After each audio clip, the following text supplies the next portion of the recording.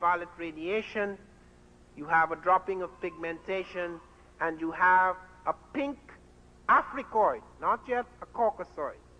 A pink Africoid, morphologically African, but with pink skin, the albino type. This albanization, which would have been fatal in Africa and in certain tropical countries, becomes a stabilized type in Europe, a selected type, and so you have the pink type emerging, eventually undergoing facial morphological change, the narrower nose, thinner lips, etc., contracted features, longer hair, which is necessary to protect the neck from cold, as against the hair that is shorter in order to allow heat loss in the tropics.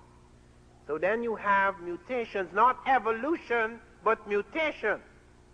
And then you find going into Asia, the Africoid type, as Renoka Rashidi has shown, there are 100 million blacks still in Asia. That mutation occurred the beginning, for example, of the epicantic fold to deal with the wind across the Asian steppes. Then we have anomalies like the Eskimo, which remains black in the ice because he does not have to drop pigmentation to survive because he's near. He gets his vitamin D from the seals and from fish oils, which the black caught in the ice of southwestern Russia and in parts of Spain, etc., could not accommodate himself to this new situation without the loss of pigmentation. What they have found within the last few years, within the last 5 years, in fact, it is reported in Nature that the founding population of the modern world is African. It is not just that the first man is African. That was known for a long time, and that doesn't mean anything because man went through various sequences in evolution. They found that all the 6 sequences are African, and that the final man, which makes modern man with the brain of modern man, is African. And therefore they've come to the conclusion that all humans on the earth are anatomically African. Let me make this quite clear, because this is one of the things that we have to be extremely careful about. That does not make the African superior, because the differences are extremely superficial. What has happened in these hemispheres, particularly the American hemisphere, and across the world, is such a devastating thing that it becomes emotionally warming to feel that one is superior to somebody else belonging to different racial group, etc. That has no validity in biology. We are people.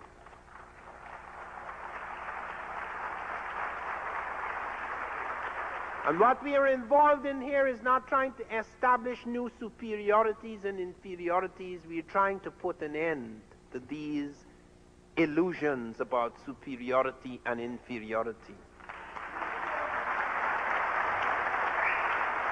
Okay, next slide, sorry. I'm supposed to be. Some black types survive in spite of the ice. This is early Britain. This is early Britain too. See the texture of hair, etc., the full lips. This is a black night. This is in Anglo-Saxon Britain. This is early Britain. This is in Crete, which had a profound influence on early Greek civilization, not just the Egyptian. This is a scene of black warriors in Crete, Minoan Crete, which was to have a profound influence on the great European civilization, Greek. Here are black. This is 3,000 years before Jesus. This is scenes of a navigational expedition. This is a stag hunt in Crete. This is captain of the guards in Crete. This is a priest in Crete.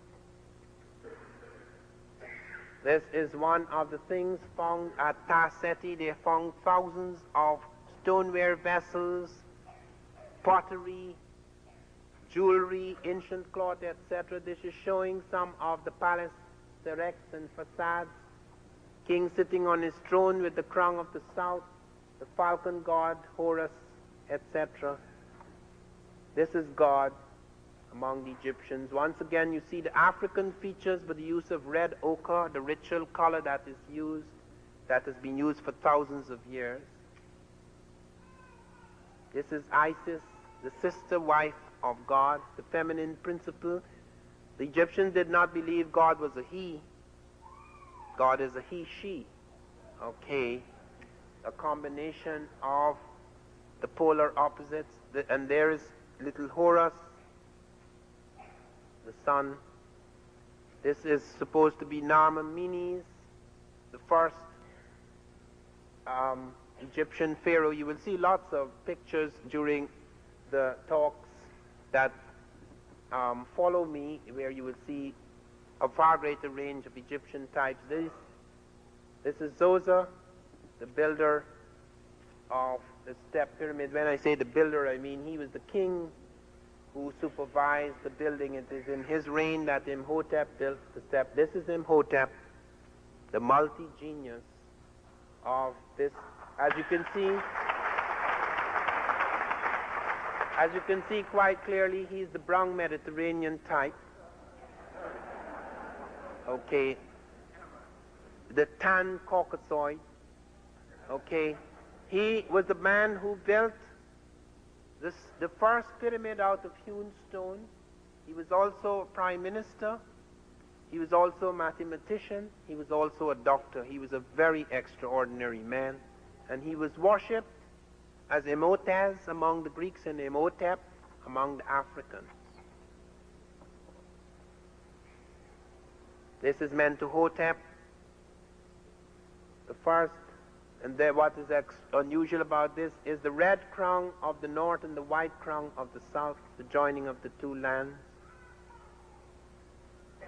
This is Sesostris, who took armies into many lands. The Russians found about 50 years ago a village in the Caucasus, right in Russia, in the heart of Russia, where all the people were black.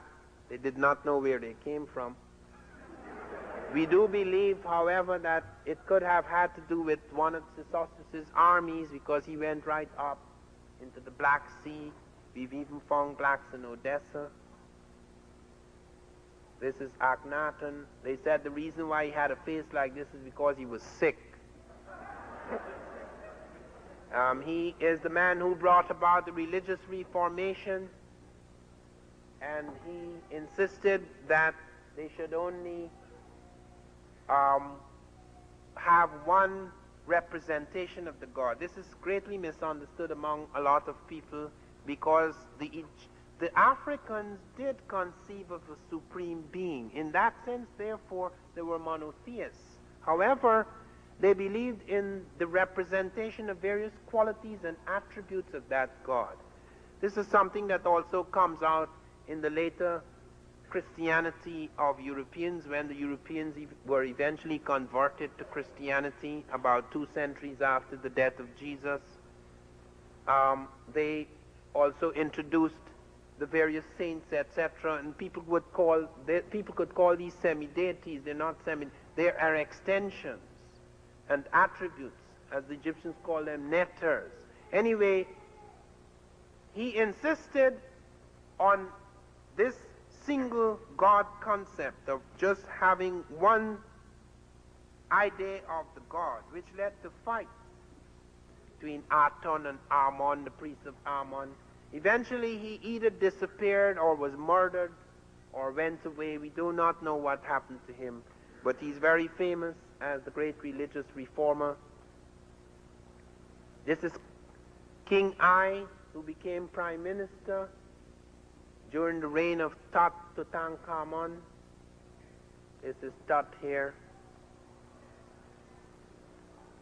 And this is the mother of both Tut and Akhenaten, the Nubian queen who married her pharaoh. She, at 13, married her pharaoh, who was 53, 51 or 53, Amenhotep III.